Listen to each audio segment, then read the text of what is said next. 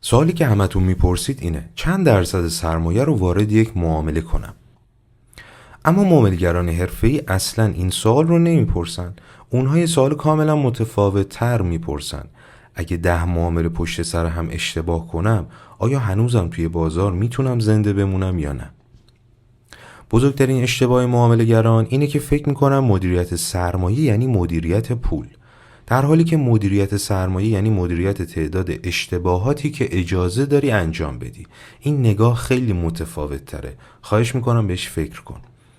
حرفه‌ای‌ها سرمایه‌شون رو خرج نمی‌کنن. اون رو بین اشتباهات آینده تقسیم می‌کنن. فرض کن $1000 سرمایه داری. اگر در هر معامله $200 ریسک کنی، بعد از فقط 5 اشتباه تو کاملا از بازی خارج میشی. اما اگر در هر معامله $20 ریسک کنی، به خودت اجازه دادی 50 بار اشتباه کنی.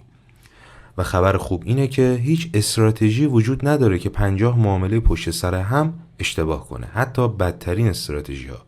معامله‌گر حرفه‌ای دنبال این نیست که توی معامله بعدی پولدار بشه با یک معامله.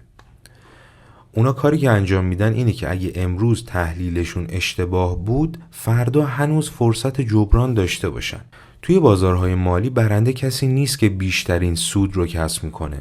برنده اونیه که بیشترین فرصت رو برای ادامه دادن بازی حفظ میکنه. اگه میخوای این اصول رو در عمل اجرا کنی، تمرین و تکرار توی اکانت دمو رو داشته باشی و انواع اقسام نمادهای مختلف رو بتونی ترید فیوچرز با اهرم‌های متفاوت باز بکنی، من صرافی پرپینو رو بهت پیشنهاد میدم. صرافی فیوچرزی که نمادهای بسیار متفاوتی داره، کریپتوهای مختلف، سهام شرکت‌های بین‌المللی و طلا، نقره و نفت جهانی رو هم داره.